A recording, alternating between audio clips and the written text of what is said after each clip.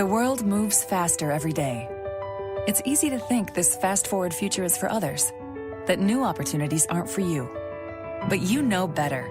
Life isn't passing you by because you know how to own your time and make it work for your future. Rasmussen College can help you get there. Flexible, affordable programs. Start to finish support. The degree you need, the future you want. At the speed of life. It's your time. Visit rasmussen.edu. Blog Talk Radio. Here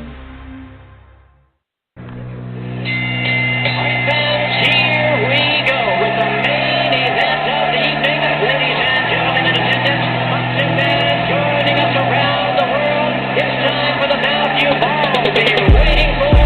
Finally, it's showtime. Here, man, we dedicate our life to this sport. We do thousands of sit-ups in camp. We run hundreds of miles, for the ones that take it serious. And we just dedicate ourselves fully to our craft, man. We watch tape. We have attitude. We're rooting, and we go into that fight to land on the line.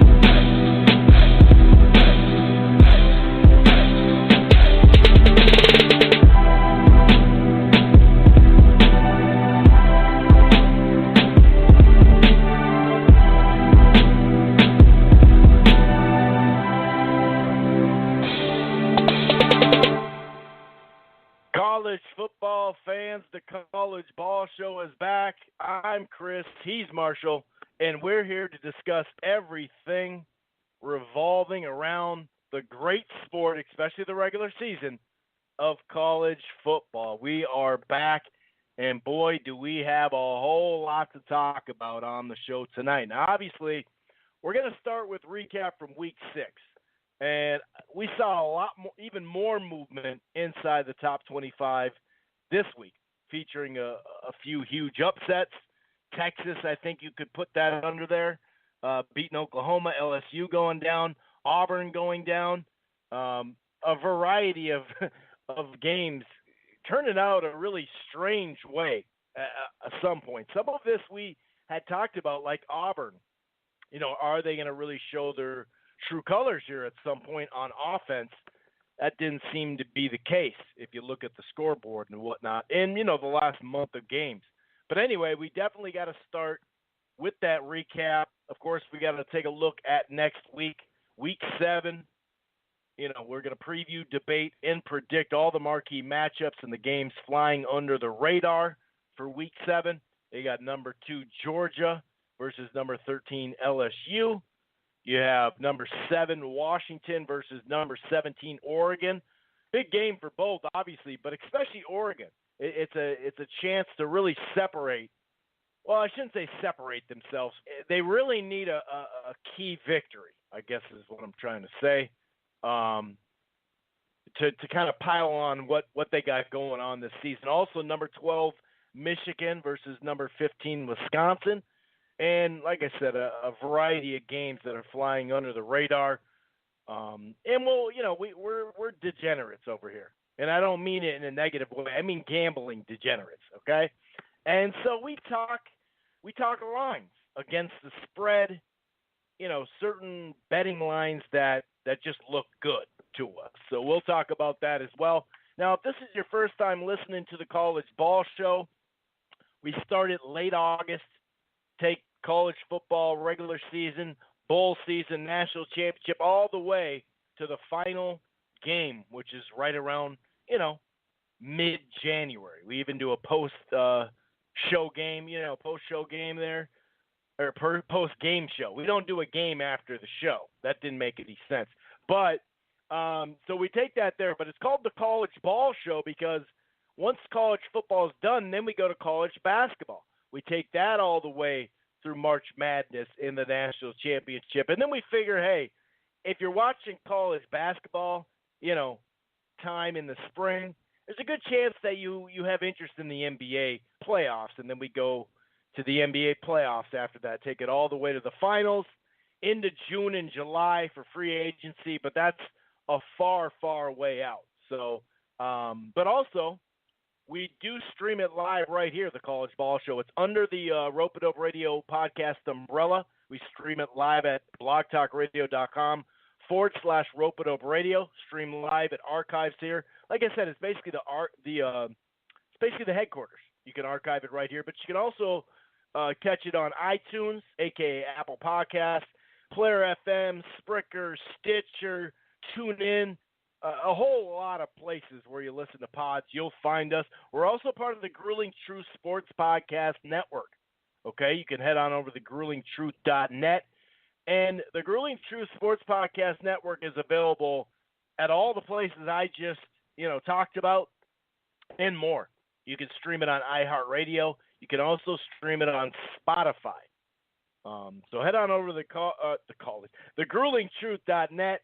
You can listen to the College Ball Show there and a variety of other. You got football, basketball, baseball, boxing, and everything in between. They're even talking CFL, for Christ's sakes. Head on over to gruelingtruth.net. They got a great sponsor over there, mybookie.ag. That's mybookie.ag. I'm going to bring in my co-host now and see what's going on with him. What's going on, Marshall? How you doing, buddy?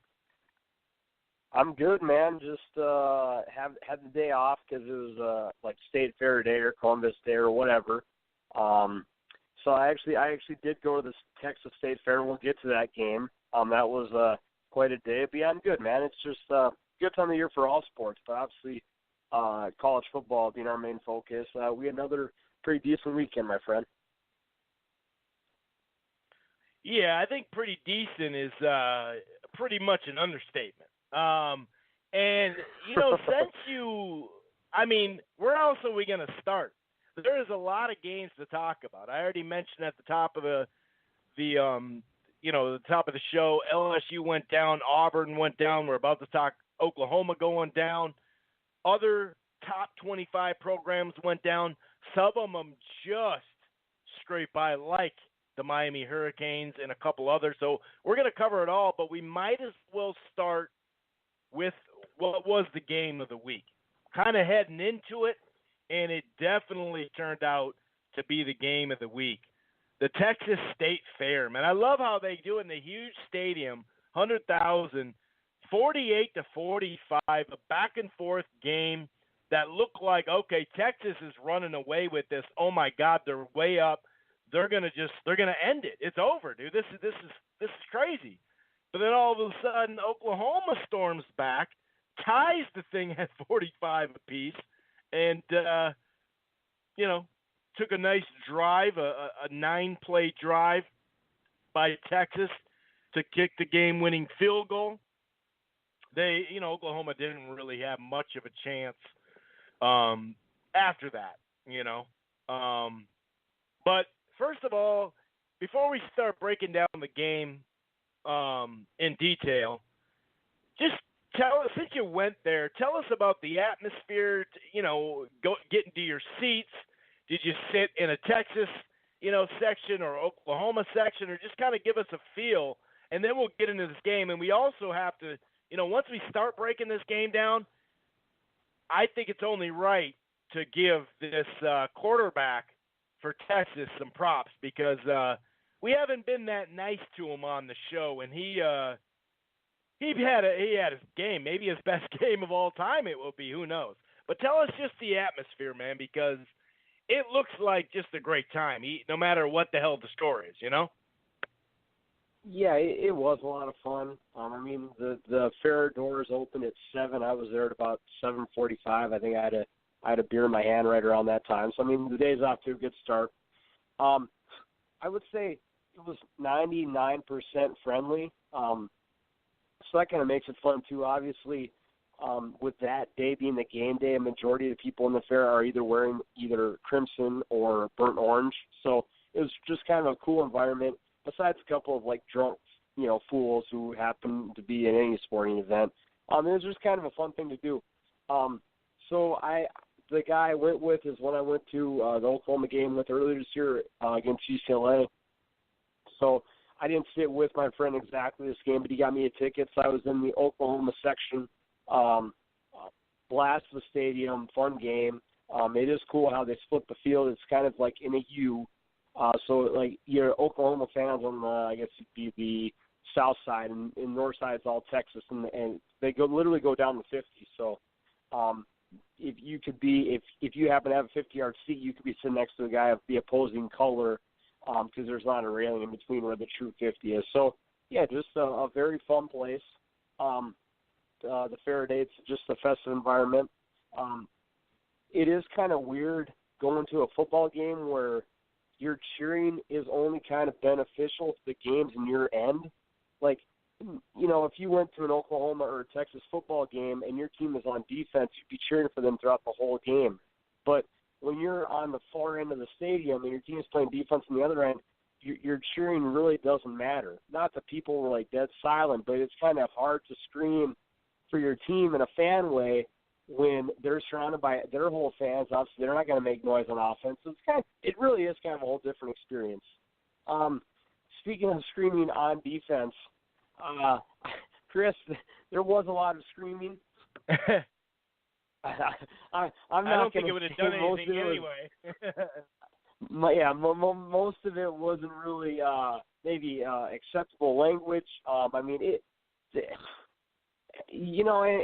that is the game of the year for those Oklahoma fans. But even come the third quarter, even the thought of standing up and cheering, basically it was drowned out. For the whole game, Texas's offense was basically unstoppable. The one standpoint that I didn't quite get, and I realize that I'm only a guy who's coached middle school football, and I've watched football in my life. I'm not an elaborate college mind, but the thing that I didn't get was, okay, if Texas had great wide receivers, and you're convinced you're going to leave your DBs on an island guarding them, and they can't do that, okay, that's tough. So if you're going to leave your cornerbacks by themselves against big physical receivers, you might as well blitz the quarterback. It was a sense of, okay, we're going to leave our guys one-on-one, which is a mismatch, and we're also only going to rush 4 people. It's like, well, what the hell? If you're going to give quarterback time to dissect you and you don't even rush him, it's just the game plan. It didn't seem to make sense whatsoever. They could never get a pass rush. Their DBs couldn't make a play to save their lives. Their tackling was poor. It seemed like Texas never got tackled behind the line of scrimmage other than a few times. But so in the game starts off, Oklahoma drives on the field and scores like it's nothing, 7-0. Everyone's pretty happy. And then, Oklahoma's offense got a little stagnant, and Texas's just never did. Now, to look at a different point of this is the fact that Kyler Murray's a great quarterback. Their offense has been sick this year, blah, blah, blah. Toughest game he's ever played in. I wish that kind of hit me during the game where I was like, you know what? Murray's not having a great game. Well, shit. This is the biggest environment he's ever been a part of. He's going to be a pro baseball player. He's an incredibly talented athlete, and he's a good quarterback, but he's never been in a situation like this. So that pick he threw was an awful pass. His decisions weren't the best. I think it kind of hit him as, this wasn't a great performance from his part, but also he probably had some jitters get to him.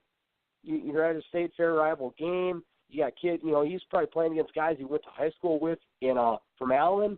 So maybe the emotions got the better of him, at least for that middle part of the game. Because the team as well, though. Yeah. The team itself. Oh, sure. Because Murray, he didn't have this horrendous game you're talking about, though. He still had a pretty good game. He made a couple of bad passes. That fumble thing was weird. But, he was 9 for 26 for 4 touchdowns and ran for almost 100. So I wouldn't say that he had a bad game. He just made some poor decisions in the first half. But remember us talking about how Oklahoma hadn't faced anyone all year, and as a team, it kind of was feeling that way. Yeah, and that showed. And whether it's fair or not, Chris, when your defense is that bad, you really can't afford to make a mistake. If you broke down, I guess, the whole film on Murray, he wasn't horrendous, but you literally have to be perfect when your defense ain't stopping anyone. So the story on me is I'm at the game, and it's just, I'll break down the huge momentum play, and then I'll break down me leaving. When Texas does score that huge Hollywood Brown touchdown, and I missed my pick. I predicted 2 50-yard plus touchdowns by Hollywood Brown. I only got one. That was a gutsy pick, but I came up a little bit short. But, man, that dude's fast. So he catches a touchdown. The crowd gets back into the game. The defense gets a 3-and-out, which may have been the only ones all game. And then Oklahoma gets the ball back, and Murray's scrambling for a play with, momentum on the crowd and everything. And I believe he just tried to maybe plant his foot and pivot in the pocket. And he put the ball down on the ground to try and pivot himself. And as he did that, he basically just caused a very awkward fumble. At first, I was kind of, maybe someone bumped him, maybe his knee was down, but, and a couple people were confused at the same about that too. But if you put the ball down on the ground by yourself and you're not touched, you can't be ruled down because you put the ball down on the ground yourself. So after that play, the whole place is ticked off. Texas gets the ball and scores, and so I leave. I leave the stadium down 21. I'm like, screw this. And I start walking around trying to find a beer garden for new TVs for the different games. And after walking around aimlessly, and apparently they don't have many TV areas in the Texas State Fair as big as it is, I wind up going back to the place where I was watching the game, where I was at before the game, like we were pre-gaming. And the guy I invited, he was there too. He's like, hey, get over here. So we go back to the table, and as I get back to the table, I see Oklahoma drive and score to tie the game, and I was like, oh, my God, like, what just happened? And, of course, it was too good to be – well, actually, no, the Oklahoma scored to get down 7. They stopped Texas scoring to tie it up, and I was like, and then, of course, they couldn't quite make a final stand.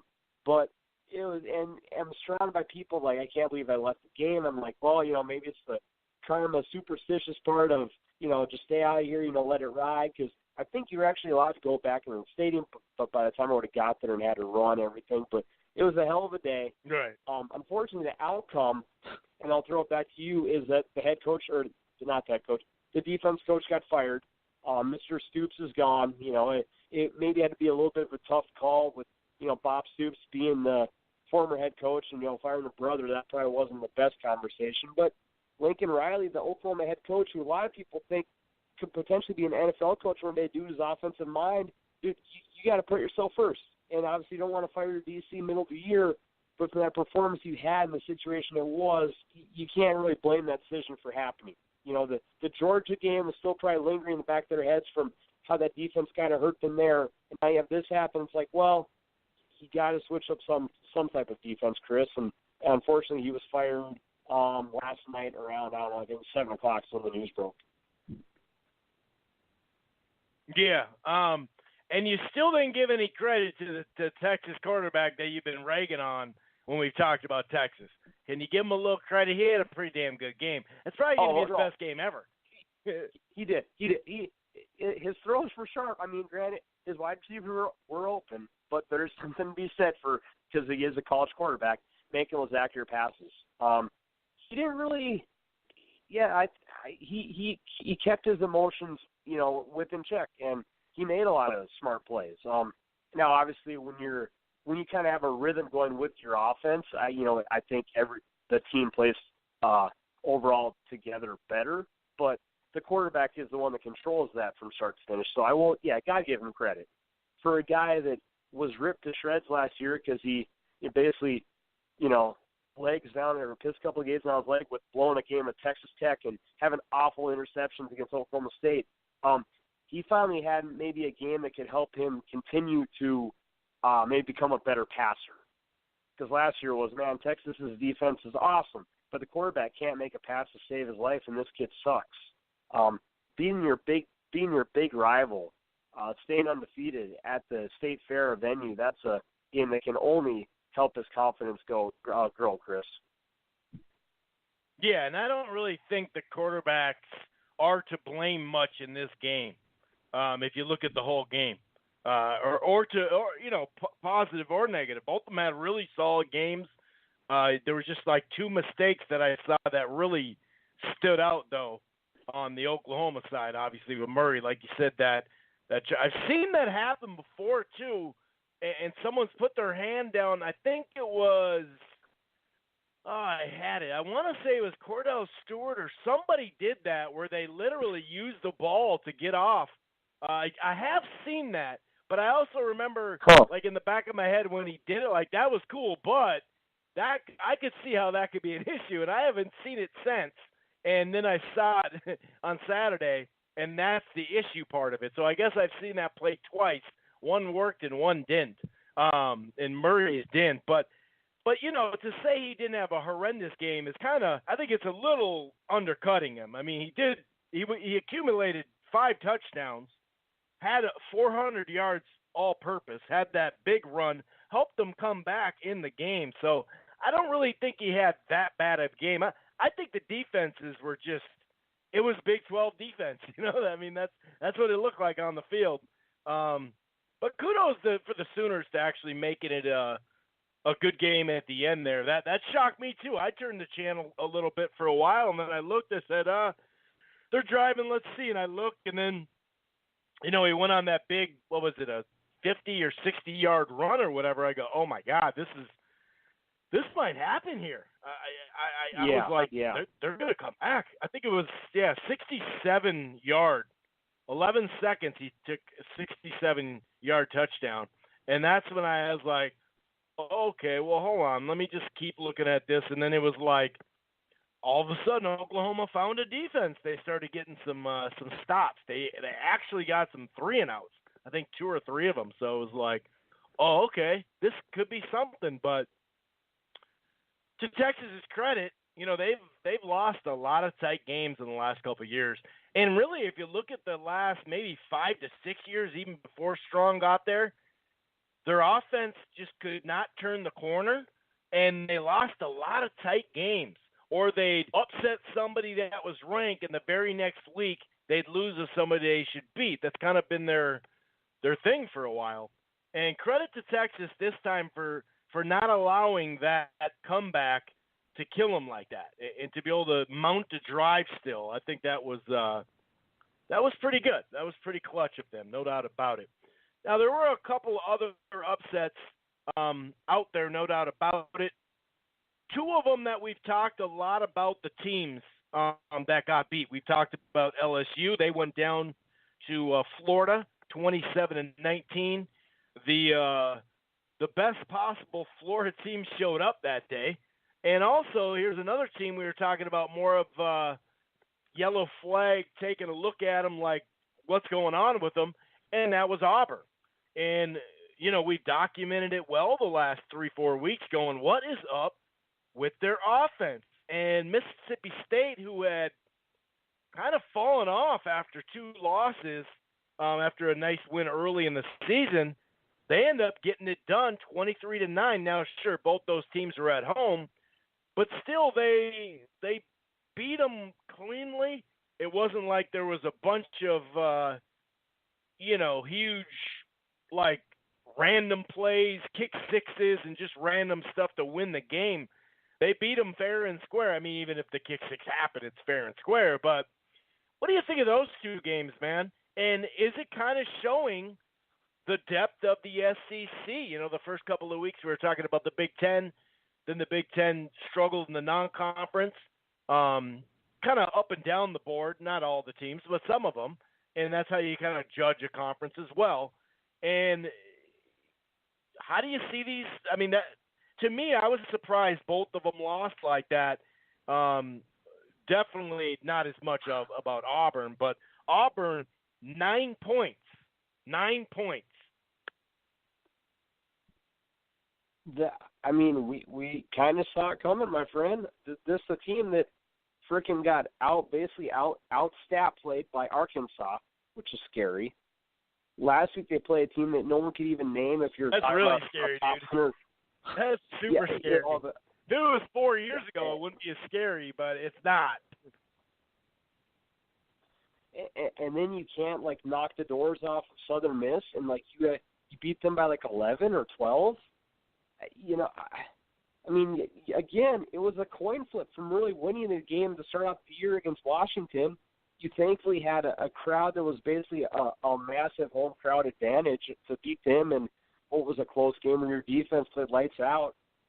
I'm just not sure. The knock I've always heard is that, for all the credit people give Gene Chizik, and this is from podcasts or people or analysts or ESPN, whoever, is that he's really not that smart of a coach with game plan. He outthinks himself. So I got to give him some blame because no one really saw this Auburn offense struggling this year. Now, there could be injuries going on, or maybe there's confusion, or, I mean, you never know the inside soap opera of a team, but this offense, Chris, was supposed to be pretty good. This is a team that last year was damn good, almost at a point there seemed like the best team in the country. You get a quarterback back who people are in love with instead. I mean, he's supposed to be the real deal. You lost your running back to the NFL, but you've always had a good system. Your defense was always good. I know we predicted a hard schedule for them coming up, but they really haven't hit the meat of their schedule. They've been playing games to teams that they're supposed to beat, so I'm just not sure what's going on. But as an Auburn fan, you got to be frustrated because your hopes for the season are dwindling down pretty quick because you're not even blowing out teams that you should. And Mississippi State is clearly no offensive powerhouse either. They've been in their own head probably offensively because they got a ton of love this preseason, which I remember doing our first show. I didn't quite get why. But they were getting tons of love, and now they can barely score 12 points a game. So they got a W, but, man, I'm going to give that situation of teams that are more so struggling on offense, but then also flip it and give massive compliments to watching LSU Florida, who truly was just a great defensive game. That was like, the NFL and college football, it's become such a pass-happy, who can score more point league. That LSU Florida game was two just legit defenses who are going to smack you in the mouth, make you earn every single yard you have to get on the line of scrimmage, and that was just a fun defensive battle. I think there's kind of a difference of two crappy offenses compared to LSU and Florida's defense, who are just playing on a pretty elite level right now. So tough loss for LSU. They've had a gauntlet of a schedule, too. They clearly didn't get outplayed much. I mean, they lost the game to Florida, but they had the ball there with a chance at the end to go and win. So two teams struggling.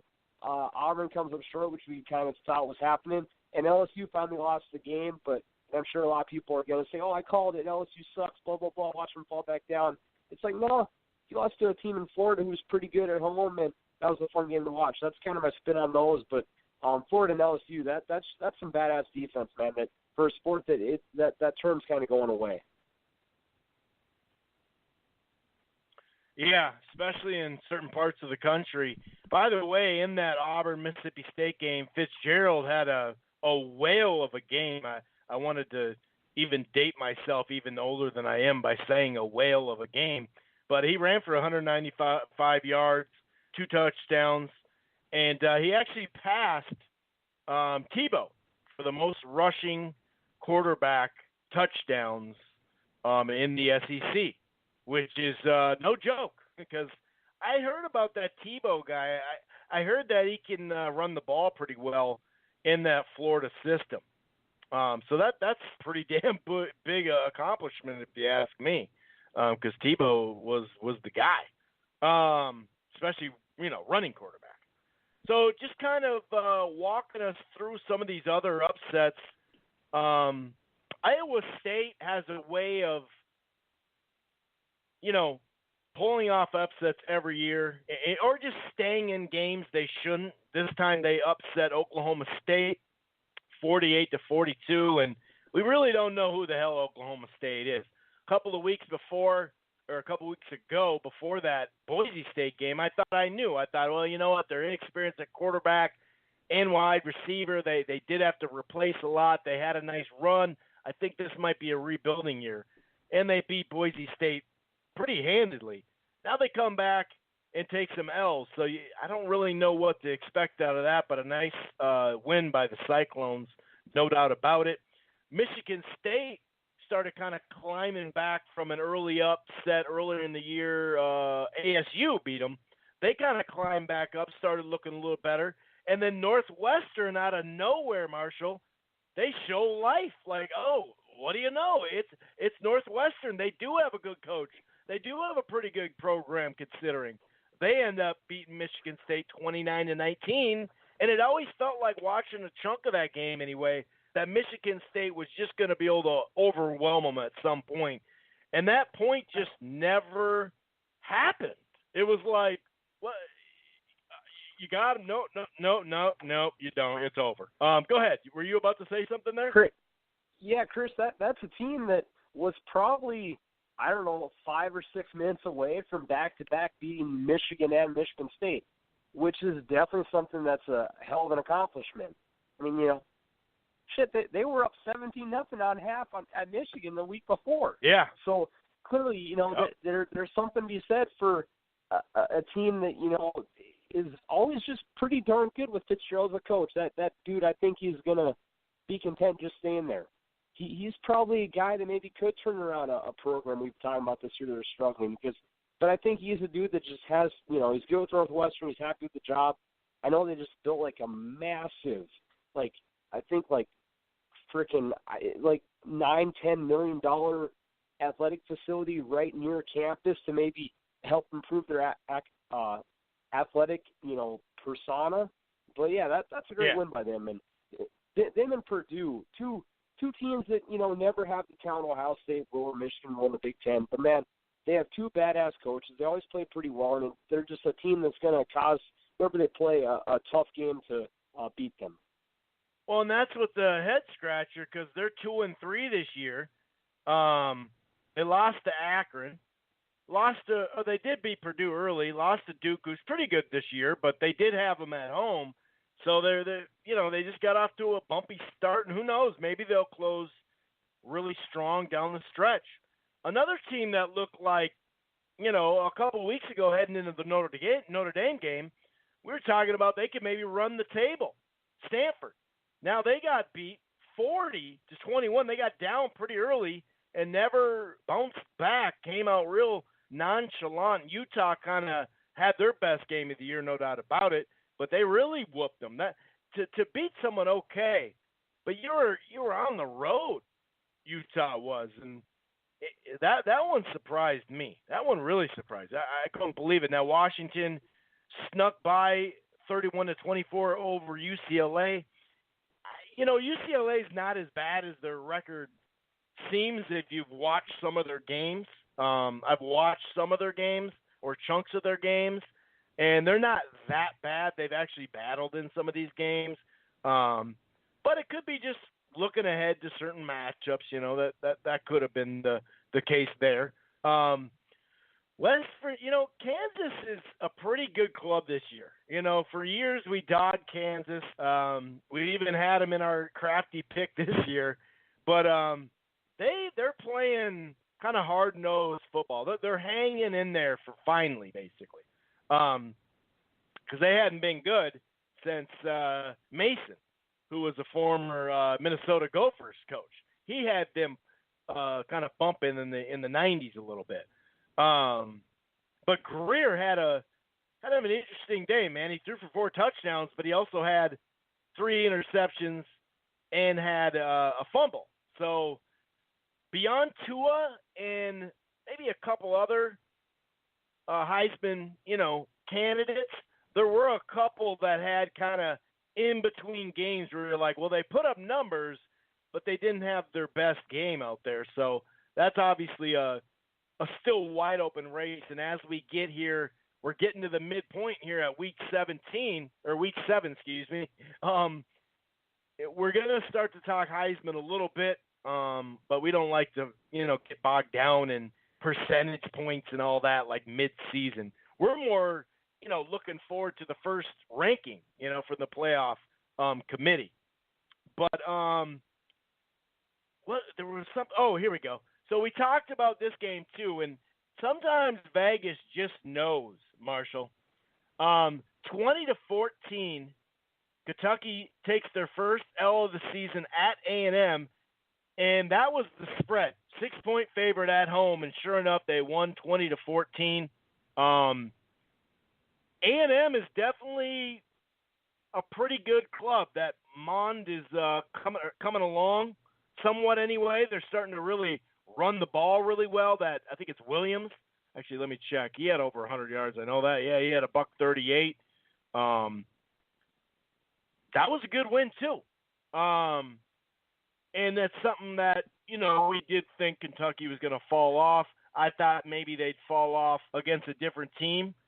You were right with this one, with A&M. And A&M, they battled Alabama pretty well. They definitely played Clemson really, really close. 28-26, I believe, was the final score on that. Talk about some of these games that I'm mentioning here. I went through a variety of them. There was a lot of movement in upsets inside the top 25 for Week 6, man.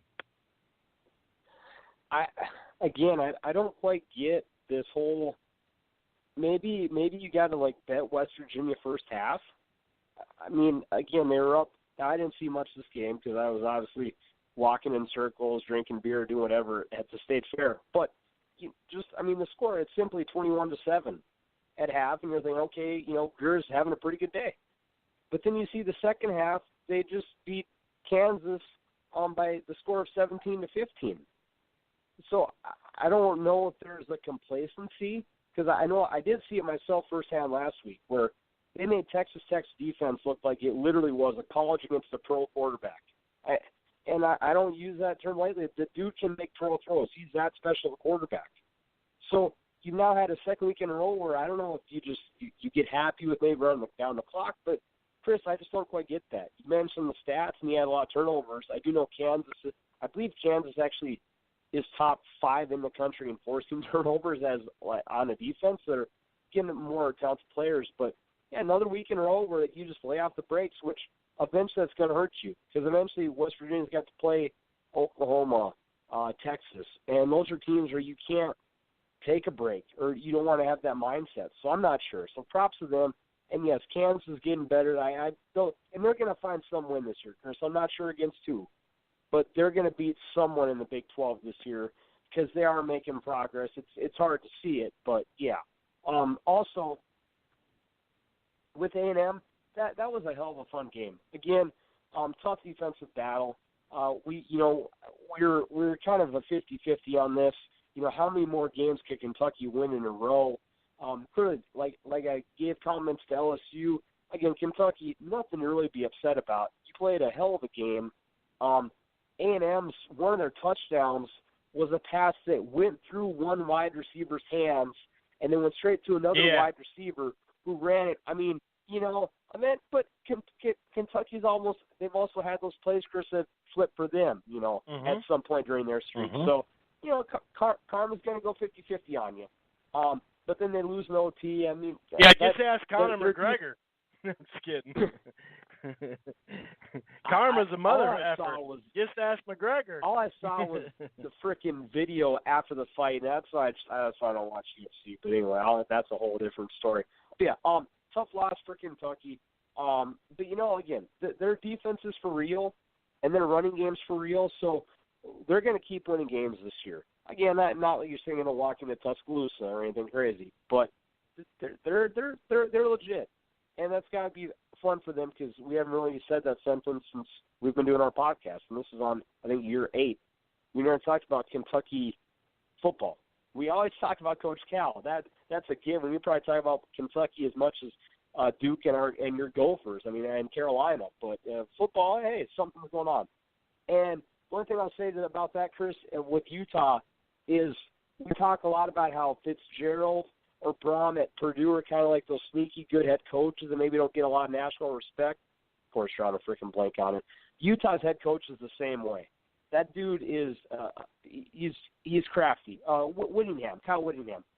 I think he's now 12-1 in his bowl games. He's like 10-1 coming out of buys. He's one of those guys that maybe doesn't get the credit of like a Stanford or a USC or Oregon job, but that dude's a nasty coach. When you give him time to prep, he doesn't screw up. And Utah, they're a crafty, good team that it'll be, I would say, they're maybe a step up of talent from like a Purdue Northwestern, but that same kind of pesky club you hate to play because they're always going to be a pain in your butt. Utah's the same example of Northwestern, which you mentioned just about 5 minutes ago. Yeah, that's interesting. And by the way, Notre Dame pulled away from Virginia Tech. Virginia Tech hung around though. I think it was 17-6 at some point, and then Notre Dame just put the foot on the gas. Another good game by that Ian Book, and And the running back, they definitely ran the ball very well. And now you're looking at them, and you're like, all right, week 1 they beat Michigan 24-17. Had some stumbles offensively for a little bit there, then made a change at quarterback. I think it was actually injury right away, and then now they're just like, well, you can't take him out because the kid's playing so good. Put up 56 against Wake Forest. Then, put the pedal to the metal against Stanford, which is not easy to do. 38 points there, and did the same thing against Vodtech, who's a pretty solid program and solid team. Here they are, Marshall, undefeated, 6-0. Got a long way to go, but they play Pitt at home. Then they have a bye. Then they play Navy at home, and Navy's not what Navy was the last couple of years, where they're definitely not that this year. We just talked about Northwestern. That's at Northwestern. But how at Northwestern is that if you look at the location? It's not that far away. There's going to be a lot of traveling Notre Dame fans. They play Florida State at home, which is a tad bit of a rivalry game. And they play Syracuse at home, though. Syracuse sneaky. They are sneaky. They could pull an upset here. And then they close on the road on the West Coast with USC. So right now, just taking a gander, taking a look, and we know this is the college football regular season. So you just don't know what the hell's going to happen. True. But they got as good as any. I'd say they got the best shot to go undefeated, and that's including Alabama. I mean, every game you just mentioned, Chris, they'll be favored. Florida State this year, the skill differential really isn't even close. Syracuse gets up for big games, but again, skill differential and true quarterback play and everything, not even that close. And obviously Syracuse can't get up for every big game. They play it's impossible. Also, credit to our caller last week who called in with this Pitt pick. He was correct. I unfortunately did not bet that one. I bet Cal, and Cal screwed me. But I got to give props to our guy breaking that game down. I saw Pitt won an OT, and I was thinking, golly, good for him. Nice pick. But, yeah, back to Notre Dame, there's a legit chance they could run the table. Obviously, USC, that could be their Super Bowl because their year is not looking that pretty. But even though they don't have a conference championship, if they run the table, they're an automatic shoo-in for the Final Four. I know we've had this debate now about how, you got to make your conference title. You do, you don't. Ohio State, Penn State, all that. But if they run the table with the schedule they have, that's like 100% no-brainer, like count Notre Dame in.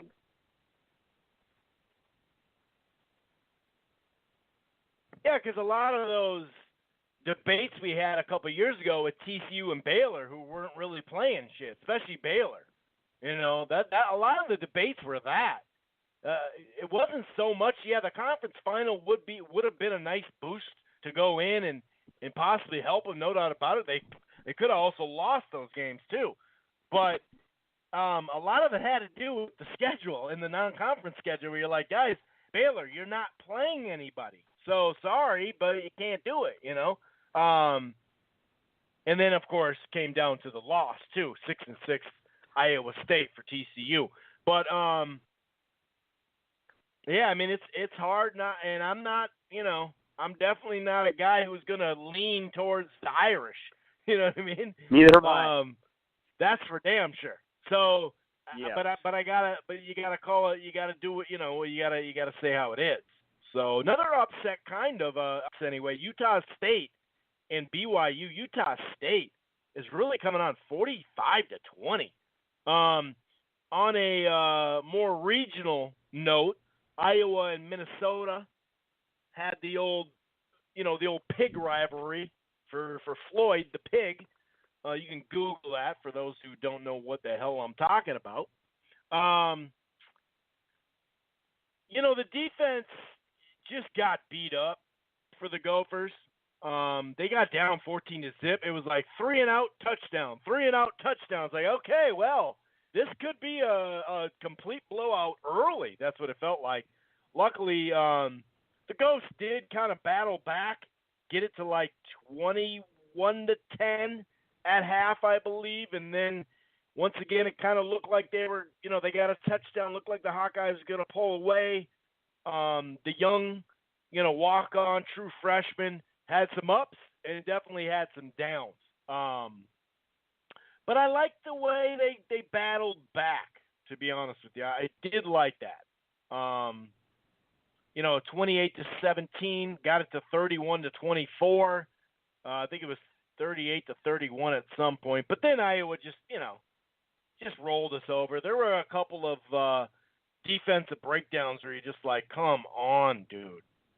They didn't run. We contained the run pretty well. The big thing for the Gophers is just not getting a lot of pressure on the quarterback right now. And a lot of fans want to see, press coverage. They see Iowa playing or other people, we happen to be playing Iowa that game, but they see other teams will play, next week too, where the corners are all up on the receivers and they're pressing them and all that. But, to play that kind of defense, you have to have a good defensive line, You can't just play up on the wide receivers without that too, So people have to kind of keep that in perspective. But I did like what I saw as far as youthful, the youth on the squad. A lot of the potential that you're seeing kind of come true in games right now, instead of just on paper and recruiting and all that stuff, is on the offensive side of the ball. The wide receivers are making plays that we haven't seen wide receivers, more than just one of them at a time, make for the Gophers. So that's a positive. And also, what do you know? The Miami Florida State game came down to the wire. I can't believe it. 15 out of the last 18 matchups have come down to a score. And it's almost like you don't want to get up. It's like you don't want to get up in this rivalry because that's just like, yeah, dude, it's cool now, but wait till it comes around. But this one was a different ball game, man. This one was different. It was 7-7. Felt pretty good. There was a fumble, which led to some points. And kind of one thing led to another. We had some turnover on downs. We're down 17-7. And then there was they gave a freaking punt return for a kick or, for a touchdown. So it's 27-7. Marshall, 27-7 with 5 minutes to go in the third quarter. And all of a sudden, the turnover chain comes out. And there's a fumble. A couple plays later, touchdown. 2 plays, the second play on offense for Florida State, interception, turnover chain comes out. 1 play later, touchdown. Before you knew it, that's 27-21. They missed a field goal wide left. We've heard that one before. Touchdown 4 plays later. It was crazy. I mean, and they went up 28-27 with 11 minutes to play after being down 27-7 with 5 minutes to go in the third. So it was 21 points came on that scoreboard very quick. Then it was about grinding it out. Both sides, like I said, missed field goals in the second half. But I did like how the Hurricanes finished. 10-play drive, eating up 4 minutes on the clock, and then a victory formation, basically like at the 7-yard line or something like that. So that was a really cool way to end the game like that. And the young buck, Perry, he had to throw a lot of balls away. He probably missed a couple of guys, but he also really played well at spots, man. And he's starting to look off the safety. All of his touchdowns, most of them anyway, he did something. It wasn't just there. He looked off the safety, made him veer a little left, and then had the guy open to the left or to the right. And so it was positive. Obviously, it's positive beating. It was 7 years in a row before these last 2 years. And like I said, the year before that, not last year, but the year before, the Hurricanes had gotten an extra point blocked, and they had the lead in that game and ended up losing that freaking game. And countless times you can go down this rivalry, and it seems like whoever has the lead, you're not safe at all. It's almost like, oh, you got the lead, sweet, you're going to lose today. So to see the redshirt freshman at quarterback, some bumps and bruises, but come out there and really look good, and the defense really poured it on in the second half as well. So big win for those Miami Hurricanes. What else do you want to talk about here for Week 6 before we get into Week 7? Because there is some matchups, man. Georgia, LSU, Washington, Oregon.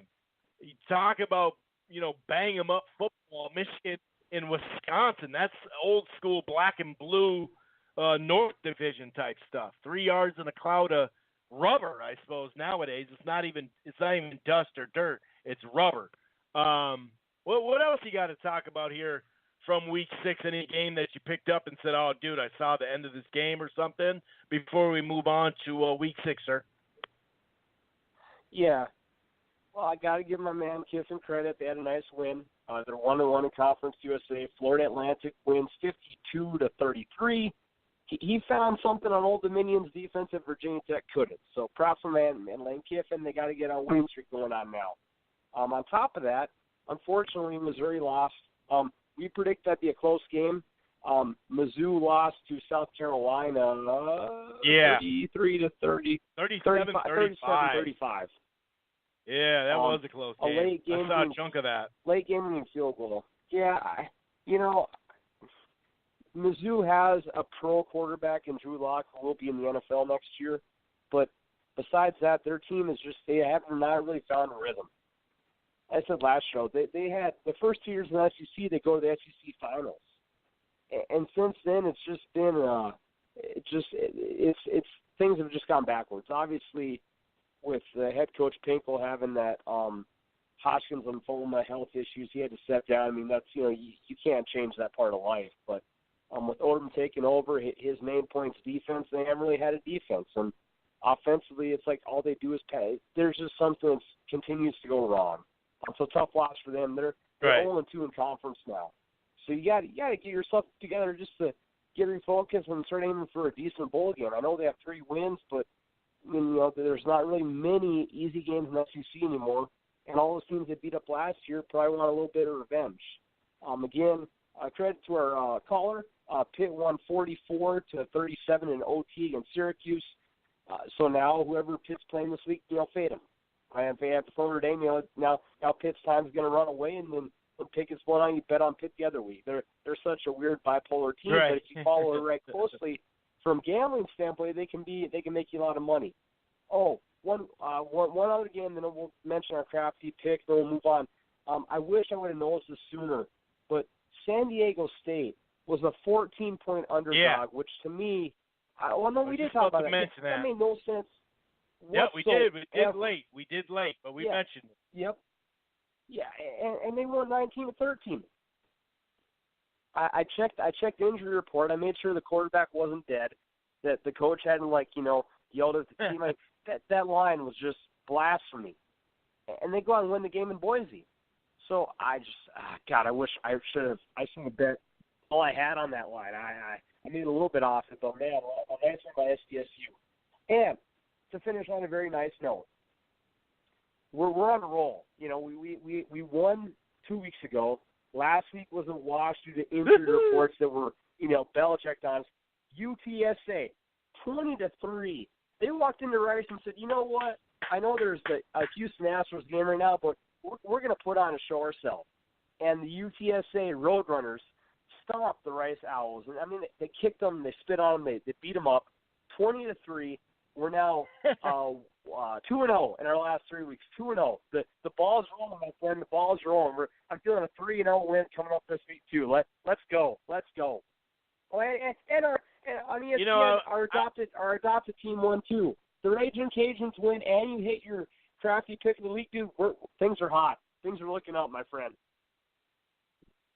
And the Canes came back from 27-7, so it was a good week for me. Yep. Because if I hadn't won this week, with the crafty pick, I probably have been like, okay, so in years past, you wanted to listen to me. This year, we're flipping it. Whatever I say, do the opposite. Because that's the way it kind of looked these first couple of weeks doing the crafty pick of the week. But we didn't have to go to that one. We like you said, we're on a roll. And once we get on a roll, I mean, the track record speaks for itself. Once I get on a roll, I get on a roll with these crafty picks. So, let's speaking of on a roll. I mean, that's the beauty about the college football regular season. Oh, you're happy about last week? Sweet, you got a game coming up. Washington. We talked about how they were a little lackluster. Maybe they were looking towards this game they got against Oregon coming up. We'll see how this stuff plays out. But we have number 2 Georgia versus number 13 LSU, Washington, Oregon, Michigan, Wisconsin, and a couple other games that we'll definitely mention, a couple other spreads. I'm already seeing a spread, 29.5 to my Gophers. That's nonsense. It should be at least 35, 40. I'm just kidding. So, I don't know, man. You know, it's really weird because right now, a couple of years ago, under Kill, we were built defensively, and our offense struggled. Now our offense can put some points up, but our defense, I don't know if it's like the recruiting scheme, and we just don't have. We got one guy. The Gophers have one guy that has sacks on the defensive line. Nobody else on the defensive line has a sack. So what's that tell you? And he's a converted defensive end too. He was actually a linebacker. When he first got here. So kind of funny how that works. However, there is a variety of other games we'll mention. Colorado, USC. Colorado got a nice little win last week. They're ranked now, and they're on the road, and USC has they're 7-point favorites in that one. Kind of a minor head scratcher there, but we'll get into this stuff. But let's get into one of the marquee matchups. And usually when let's be honest, huge game in the Pac-12, big game. If Wisconsin hadn't lost, it'd be that much bigger. Same with Michigan. If they had beaten Notre Dame, that's a big game, no doubt about it. The ratings will be through the roof. But number 2 Georgia and number 13 LSU, whenever there's a big matchup in the SEC, it kind of it takes precedent. Now, you could say, well, Chris, LSU just lost, so what the hell? What give? That is true. However, they're playing at home. They're playing at home. They're not playing at night, though. They're not playing at night in Tiger Stadium. God, I wish they were. I wish they were. I know, right? By the time the fourth quarter comes around, it probably will be. So it'll be night, kind of, but that really kind of defeats the purpose. However, it's a big game. Georgia hasn't had like a bunch of tough games thus far. They haven't really had tough games at all. Flash back a handful of years ago, 5 years ago, yeah, South Carolina would have been a tough game. Missouri would have been a tough game. Tennessee was kind of, crafty, kind of tough back then. It would have been a tough game. Not this season. This is the first real test for Georgia. The quarterback's looking damn good, no doubt about it. Looking like he's developed from last year. On the LSU side, Joe Burrow, the guy who's kind of been game manager for a while. Then he broke out the last 2 weeks prior to this last game. And then at Florida, facing a real deal defense, which is probably what they're going to run into as well against the Bulldogs, kind of came back to earth, had 2 picks, didn't play that well at all. How do you see this one breaking down as far as, Georgia, it is their first real test. And we saw Oklahoma look really good. And then all of a sudden we looked and said, well, they haven't really played anybody besides Army.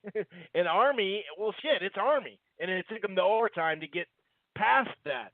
How do you see this one breaking down? Because according to the ESPN Football Power Index, LSU might now not even show up.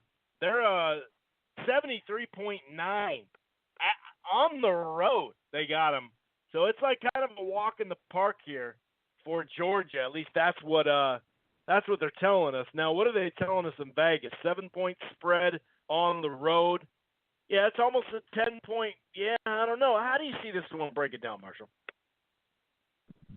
I think that LSU's defense is too good to get blown out of the game. When you did look at Georgia playing Mizzou, their offense really didn't do that much overall. It was just a lot of weird plays, and they all happened to break for Georgia. And in that game, Mizzou actually ran for 4 rushing touchdowns on them. So, I mean, for a road distance, Missouri is normally a pretty tough place to play. It's not like elite like LSU, but they're decent. That game was a little misleading from the numbers. And I think the main point of this game is the fact that, like I said, LSU's defense, they're not going to get waxed. They're at home. I wish it was at night. I wish frickin' CBS wasn't stubborn and took it as their 2:30 game. But I just think that can LSU's offense do enough? You know, you have a game manager. You have Joe Burrow, a quarterback, who has the confidence to make big throws. But if they can have just somewhat of a steady offensive game, I think they can win the game. It's just their offense has at moments been really scraping to get by. And maybe some of that's on Burrow with his accuracy. Again, he had a stretch of that Auburn game where he was like 3 out of 17. But he came up later in the game and won. I just don't think you can have a massive time off of bad passes in this game, Chris, because Georgia will kind of wear you out. So I think LSU's offense, if they do enough, they can win. So I'm going to pick them. But the only bad thing is that you got to win time of possession, though, to give your defense a break. Because LSU's defense is good. They're great. But you just had to bust your butt for a good 60 minutes in a hard-nosed game. So I'll say this. If LSU doesn't win in time of possession, I don't think there's any way they could win. Because you're asking your defense now to do the same thing again, and Georgia's a more physical team than Florida. I will believe, or damn near close. So if LSU can hold on to the ball and give their defense a chance to recover, I'll pick them to win. But if Georgia owns the time of possession, they'll have this game just because your body can't handle 2 real tough games in a row where you are outmatched a little bit by skill. So I will pick a LSU 20-17 win. I just don't know if I'd bet it because my heart's saying LSU win, but my mind is saying that Georgia's offense is going to be too much for LSU's worn-out D. So we'll see how it goes. It should be a very fun game to watch, though. A very fun game. Should be close and competitive. Yeah, no doubt about it. It's always tough to play in Tiger Stadium. And something that stands out to me, you can look at the stats, for Georgia right now, and they're averaging 240 on the ground, and that's major, right? That's huge. Compared to 190, both teams are known to run the ball. They, their backfields are usually deep as hell. Every couple of years they got a stud running back that you're like, oh yeah, this guy, yeah, he's a stud too. Oh, they lost this guy? Yeah, but this guy might be better, So the only thing is, when you look at stats, sometimes you gotta look at who are they playing. And we just mentioned Georgia hasn't played any I hate to say high-profile team, but they played some okay teams, but it just seems like LSU's been tested more. But with that said, to me, LSU is like cornerback U. The last 5 to 7 years, they've put out some secondary talent. Don't get me wrong, defensive line they have too. In fact, thank you, LSU. I'll take Daniel Hunter with that extension. I'm not trying to rip them. They put out plenty of defensive linemen too, especially on the end, and we got one of them. But they're giving up a lot of passing yards, which is a little troubling, especially with the play action. I do see this coming down all the way to, I'd say down to the wire. I think it's, once a week I usually bring up a game that I think the team that wins will have the ball whoever has the ball in the last possession will win. And I always preference that by saying either a field goal or a touchdown to win, or, the victory formation. But I like Georgia to just grind it out. The 20-17, I like that. 23-20, 19-16, something like that. But I'm with you there, or I'm not with you, I suppose. I am picking Georgia, but give me a good game. And LSU, obviously we know it's especially being on their side of the SEC, the harder side clearly. They really, really, really, really need this. Like, really need this one, because to lose back-to-back, that would be kind of crazy to lose back-to-back against the other side of the division. I just realized that. That's kind of weird. But they really need it. And, will they lose back-to-back? Sometimes the sign of a great coach, or a coach that's going to stay, and this is something we've talked about with this coach, for quite a while since he's been there, negative and positively. A lot of negativity in the for the signing and just how they played last year or whatever. But the back-to-back losses, man, that could kind of falter their season and kind of kill some of their momentum. So I'm anxious to see how that goes. Now, Washington struggled last week. Well documented. We just talked to number 17 Oregon. So we got number 7 Washington heading into to Oregon. Oregon has another home game, against a quality team. They were up enough to put it away and didn't.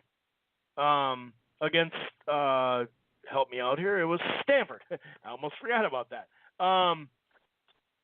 Otherwise, what do we think of Oregon, man? What do we think of Oregon? They beat Cal, closed them out pretty well last week. Are they still just kind of on the up and up, trying to get over the hump?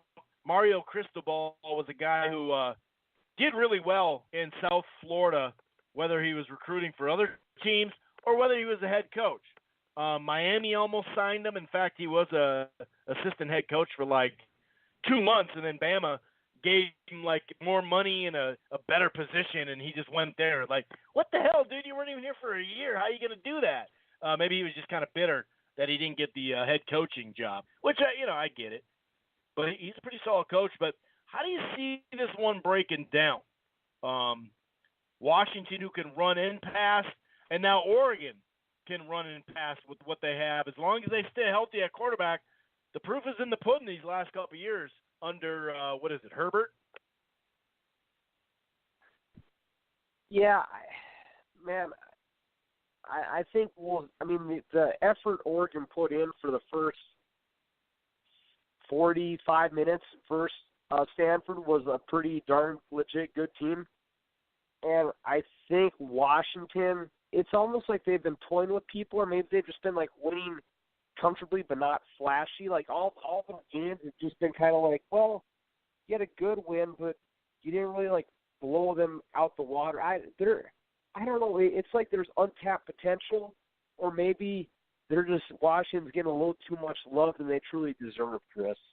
So it's weird. Sure. Normally from a gambling standpoint or making a pick, you have kind of like, well, I think this team's better, or I think this. It's kind of like, well, Washington's doing all they need to win every game they play, and they have all the talent they need. Their defense is legit. Their quarterback is not elite, but he's above average for college football. And Oregon has a really, really good offense and probably should be undefeated. So I would kind of put this in the flip the coin situation. I'll take Washington just because I think they've been a little more consistent this year and they haven't had a blowout win. But again, it really doesn't matter how you win in college football as long as you do get the W. So I'm just going to go with Washington. God, it's at Oregon. Man, Washington's a 3-point favorite at Oregon. My God. Ugh, I would not bet. Oh, yeah. Wow. Geez, yeah, that's a tough one. I'm going to pick Craig. No, screw that. I'm going Oregon. No, scratch that. Sorry. Or I in my head, I was confused. I thought Washington was at home. Nope.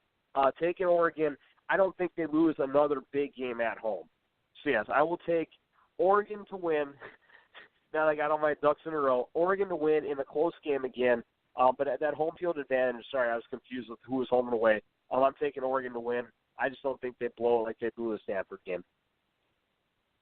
So you just covered your bet, basically, in about 4 different ways on me. What the hell was that? I'm going to pick, but I'm not picking, but I'm picking, then I'm picking, but I'm not picking them. But I'm going to pick them. I am sober during the show. I'm not. I don't believe it. I think you're still kind of, I still think that State Fair, that Texas State Fair is lingering in your bloodstream. That's possible.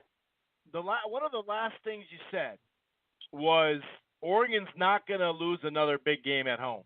And you stole my thunder there. Of course, you covered every angle, so you probably would have stolen something on me anyway. But but I'm with you there. That's actually what I think this game goes down to. Another thing, though, when you look at numbers, sometimes you got to look at them, and the passing numbers that Oregon's given up is a little suspect. And so their defense isn't that good. Not yet. And a little bit of correction with the Huskies. 2 weeks ago, BYU, who was ranked 20 and, had beaten Wisconsin, they beat them 35-7. So that was probably their one quality blowout. Yeah. I guess that I'm going to look for Herbert to make a couple of plays difference maker. He's probably going to make 15 different great plays, but there's going to be a couple different ones that maybe the quarterback over there, Browning, can't make because he can't get away from what's coming. Man, better defense on the road. Defense travels, though. God, I am stuck. I'm just going to say Oregon too. We got to get going anyway. But yeah, I'm going to go with Oregon as well. I'm with you there. That's a tight game, though, man. That is a really tough one. And then one of the bigger games of the week, no doubt about it. Both one-loss teams, so you don't really want another loss, especially if you're Michigan on that side.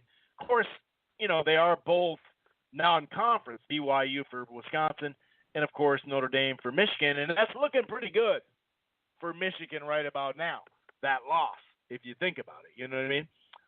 So this one's at Michigan, and 113,000 or however many they can fit in that damn place. I'm sure they extended it again or something. 2 weeks ago, they rallied. We mentioned that earlier. They rallied on Northwestern, down 17-0. Michigan just, I don't know, man. I don't know how. I don't know. When are they going to break out? And the answer is this game. Now, Taylor is going to get his for Wisconsin. Stud, one of the top, I'd say top 10, if not top 5 Heisman candidate potentially. Obviously, it gets a little ruined because of Wisconsin. Nobody really thinks they're going to win the title. But this would go, this would help them right here if they won this game. But I'm going with defense.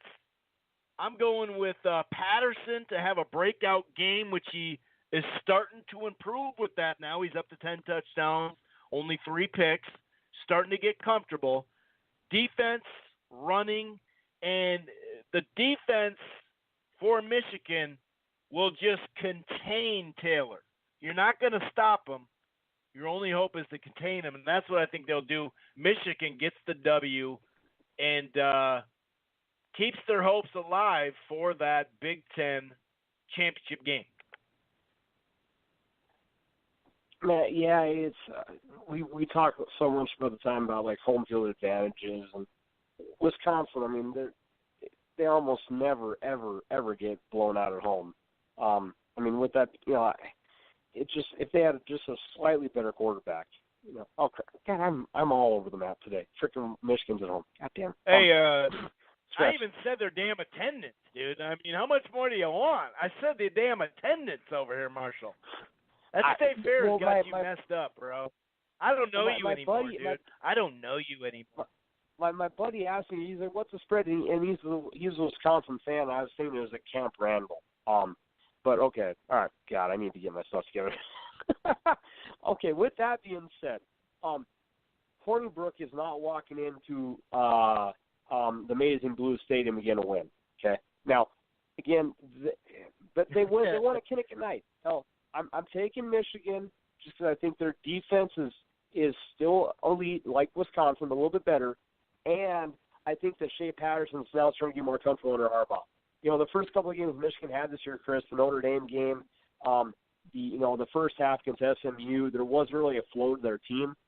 Obviously getting the quarterback coming in, Harbaugh's trying to fit his own system, and now you look at Shea Patterson's numbers. He's 95 for 138 on the year, almost has 1,200 yards passing, has 10 TDs. I think the flow that Harbaugh's been wanting is developing there. Now, obviously, last week when you're down 17-0, it wasn't there, but they still came back to win the game. So I think the Shea Patterson experiment's progressing, getting better. And with that said, I'll take them to get the win, just because it's almost like you're pulling teeth for Wisconsin when they play an elite defensive team to score over 20 points. I know Wisconsin had a little bit of a good run there with their bowl game and how they start off their season, but, man, most of the time when Hornibrook goes on the road, you're just asking for miracles to happen for them to win a football game. Yeah, it's a good way to put it. I would have to say that is a true statement. A&M is on the road against South Carolina. We talked about both those teams in recent weeks. A&M 2.5 favorite on the road. That could get interesting, no doubt about it. West Virginia is looking to bounce back. We won't know about West Virginia until like the last 4 games of the season. I looked at their schedule. So the last 4 or 5, then it was like, oh, okay, this is their run. So we still got to find out what kind of squad they are. However, they got to go ahead and kind of bounce back from the mistakes they made last week. So it's not going to be easy, though. Iowa State, man, we talk about them throughout the years, man. They're just a team that's not easy to beat. Colorado, USC, Colorado, an underdog, number 19, going on the road to Southern Cal. How do you feel with your squad favored by 7? And then we'll kind of, get to some other, hardcore barn burners and maybe some spreads that stand out, and then the crafty pick of the week as well. Yeah, I think that USC is continually getting progressively better on offense. I think that the scoring is going to be becoming easier for them. I think this is now the second tough test in a row for Colorado. They beat Arizona State last week in a tough game at home. Now they got all my teams and homes together. But now you have a second tough test in a row of USC. Because up until last week, Colorado played no one. Yes, they're undefeated, but your only true big win, most people would say, was against now Arizona State, which is obviously something to be proud of. So can they, get on a little bit of a streak here? Because kind of like Kentucky, I don't think many people were thinking Colorado would be undefeated in the Pac-12 at this point in the year. That's kind of like who are they? They normally seem to have a couple of players go pro each year, but they're normally not a big team to discuss. I mean, the last time they were relevant was with the 30 for 30 on how a couple of years ago. I mean, this was 2 years ago they had ago. a nice run though. We can't forget 2 years ago they had a nice little run though. True, they've had a couple of runs, but I guess their consistency's it hasn't been there for quite a while. So yeah, I'll take USC to win. I just think I'll go with the college angle. If you had one tough game at home, now you have to go on the road, and you're not really a proven team yet. So I'll take the Trojans to win because I do think they're going to be able to score. Now, it may not stop people. It might be a game like they had against Washington State a couple weeks ago where you went on a last-second field goal, a miss. But I'll take USC for the win. I just think it's a little too much for Colorado early in the year. Also, with what you just said quickly, I will take West Virginia -6. They're going to Iowa State, which is tough, but they're going to score, and maybe for once they won't lay off the gas. So I'm going to take West Virginia to beat Iowa State by a touchdown, and hopefully they don't just go slow motion in the second half. Thursday night, interesting game, Texas Tech and TCU, both 3-2, both need a W. That's Thursday night, really good game there. Friday night, The Friday night games have been kind of interesting. I'll give a little credit there. You could tell the Big Ten kind of maneuvered away from those mother effers, though. A lot of people didn't like that, ruining Friday night and recruiting and all that. You haven't seen that as much this year. But Arizona and Utah should be kind of interesting on Friday night. Another game I was looking at, what was it? It was, I lost it. I forgot what I was going to talk about, but there was a decent game that I was kind of interested in. Anyway, I'll just shut up. Actually, you know what? What about UCLA finally getting off the schneid at Cal? Cal's favored by 7, but UCLA has been kind of just, they've been putzing along. They don't have a win, but I don't know, man. Maybe that would just be a shocker. Like, there's gonna be some shockers this week. We just kind of, even if it's tight games all the way to the end, and not necessarily a shocker. Pause. We won't get into that. Where is that other game? Oh, Nevada and Boise State as well. That's a late night game. Just in case USC just starts pummeling Colorado, you can switch to that too. Sure. There's another game I was thinking about, but what else you got for us here before we wrap up the show here? Oh, Georgia Tech and Duke. That'll be good. Georgia Tech last week, I think they threw 2 times. I literally think they threw the ball 2 times last week, and they piled up some stats though. Yeah, they threw the ball 2 times last week, which is crazy. But they're the third team in the last 15 seasons with 8 rushing TDs in consecutive games. They put up 66 on Louisville last week. Duke and Georgia Tech, who the hell knows? Because it's the ACC Coastal, and styles make fights, like they say in boxing. And to me, that's a great little style matchup. You just never know how that's going to work out. I wanted to highlight that game too. And another pick as we wrap up. Northwestern -6 at home against Nebraska. I will keep picking against Nebraska until they win a game. Northwestern played a great game against Michigan and had a little bit of a falter at the end. They beat Michigan State. Now they come home. They do have a quarterback who's going to be a pro. Granted, Nebraska does too, but I'm taking Northwestern to beat Nebraska just because until Nebraska wins a freaking game, I just keep going against them. We bet Kentucky for a couple weeks on the show because they were hot, and sometimes you got to just keep fading teams that are cold. And I think that's a pretty good example there of that. And yeah, you're right, Chris. Thursday, Friday night, those aren't bad games at all. Texas, TCU on a Thursday. Arizona, Utah. That's a fun game to watch. And it's on ESPN, not even on the Pac-12 network. And Air Force, San Diego State. I would definitely look at San Diego State. So, overall, even on weekends where we don't have crazy good matchups, we always get upsets no matter what. Here's the bad news. The best game I could offer you for the crappy pick of the week. The best worst doesn't game? Have it doesn't have a spread yet because one of the teams is like 1AA. Because Alabama State's playing South Alabama. Oh boy! And I know that. Let me see if I can even find it here. It's on ESPN3. It's at 4:00 Central. Alabama State, they look like the Hornets, are playing the South Alabama. I know they're the Jaguars. Alabama State's 2-3. South Alabama's 1-5. We don't have a legit line. I mean, I could find something else, but this is legit the worst game of the week. It's just without a spread. We might just have to go straight up pick a win. I don't know. But I think Alabama State is a tier below South Alabama. Wow, okay. So, all right, this is interesting. I mean, why don't you, while I'm breaking this down, why don't you look for the spread just in case? Alabama State Hornets. Did that just pop up? Is that just like, hey, Alabama's good at football for the last decade. Let's just get some guys there, and maybe we can. It's like a practice squad. I think that's what it is. They're in the SWAC. They're in the Southwest Athletic Conference. They got Prairie View and Grambling as some tough interconference foes. Thanks for making my point. I'm gonna try and find a State, damn thread on this game.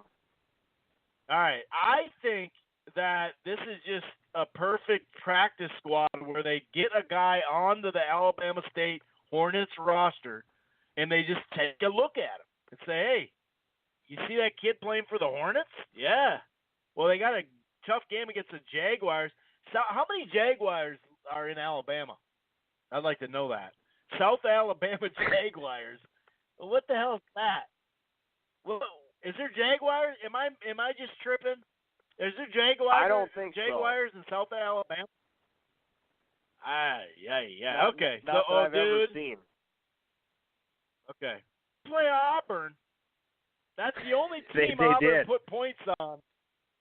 It's the only team Auburn all year put points on. 63 points. They finally look good. And see, that's just scouting them. That's all. See, they play Alabama State. They don't even know it. Saban's scouting them in that game. Oh, my God. This Saban, I got to give it to Saban. This guy, wow, he really goes that extra level. South Alabama's had a pretty good season. Not really. They did play Oklahoma State. They played Memphis as well. They're playing in Lab Pebbles Stadium. So, I mean, that's legit. There's only 58 tickets starting as low as 13 according to Vivid Seats. They're at Lab Pebbles Stadium. So, I'm going to go, even though there's no such thing as South Alabama Jaguars, I'm going South Alabama Jaguars. I just think that they aren't as shitty.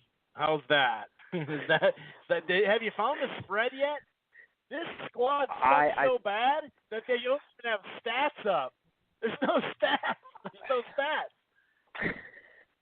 So, hey, this makes up for 2 weeks ago. This makes up for 2 weeks ago, dude. I appreciate it. I'm not going to sit here and sugarcoat it. Even though I disagree with the mascot name, because there's no such thing as a Jaguar in Alabama, I'm going with the South Alabama Jags. They're a tough club. They're a tough club. That's all I got. I got. They don't even have their stats listed. God. They don't even have their stats listed. Obviously, if they don't even have their stats listed, that tells you a lot about the program. It's just an Alabama practice squad, dude. That's all it is. It's Saban, man. He's wise beyond years. He's wise beyond our years. Well, with all my Google abilities, I legit can't find something. This may be I guarantee this is a lower tier talent than Kansas and Rutgers put on the field. Oh God, Lord. Yeah. This is horrendous. There's one guy that's going to play for Alabama in a year on that roster, and that's it. The rest are just God bless them. Hey, do your homework, kids. Do your homework. Yep. Do not go anywhere with that. Do your homework, fellas. Get that degree, because you're definitely not going to go far. No, just kidding. In football, you know what's sad? When you Google a game and you don't get like a breakdown preview of the game, you know it's horrendous. When you Google in preview point spread, you get nothing. You get games in prior to the season. It's like, wow, this might be the ultimate bottom of the barrel for this. And we've done the segment for I believe 6 years. This could be the worst talent of football players ever assembled on a. You got a non-Power 5 team, right? It's not even. I'm sorry. It's not even the group of 5. You got not only is it it's the third tier, non-Power 5. It's not even the bottom 15 group of 5. It's not even the group of 5. It's like the group of 8. And the Jaguars are not far. I mean, they're teeter-tottering on the group of 5 right now. The Jaguars are, so they may fall down a tier. if South Alabama loses this game, we might have to have a little bit of a memorial session for them after on next week's show. Oh yeah, I got a lot of crow to eat. I'm telling these kids they're not going to be just do your homework. So yeah, I got a lot of crow to eat if I lose this. I'll tell you that. Go South Alabama Jags. We cannot afford. We might need to take a week off if South Alabama loses this game. And on that one, I'm probably going to have to go to the game. We'll be back next week breaking down the Hornets against the Jags. We're praying for a Jags win. This should be a 3-in-a-row game. Now, the points for it could be 25. We don't know because Vegas don't want to post it. But we're going just with a straight-up chalk win, South Alabama Jags. So, as always, even Vegas is like, don't even touch this shit. Because if it blows up in our face, we're done. We shut down the whole casino. They don't even want to list it. And on this note, we're just going to wrap up the show. You always want to finish on a good one. You always want to make your last golf shot look good or last basket shot look good, finish on a high, because this is just you don't find this coverage anywhere else where you get to break down the Jags and the Hornets in a battle of who can be the fifth-string backup quarterback for Nick Saban's offense next year. So thanks for listening. We love it. We love doing the show. We always have some pretty good picks. Like I said, take West Virginia to the window. That is my pick this week. I've been doing pretty well lately. So go with the Mountaineers and Will Greer, and don't take your damn foot off the pedal. Until then, enjoy your week. Enjoy watching football. Be safe and healthy. The boys are out. Peace.